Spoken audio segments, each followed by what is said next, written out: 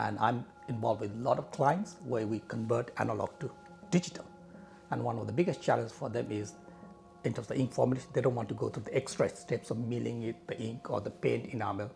So if Quantica now comes here with the technology, which can print high viscosity, also can do a very bigger particle size. So that makes the conversion much more quicker.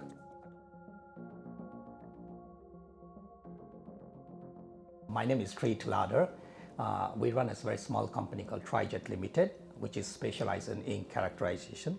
We develop high-end ink characterization tools, such as rheometers, which is used by all the industry standards. And I'm involved with a lot of clients where we convert analog to digital. And the Quantica system is one we think about it when we start the conversion of it.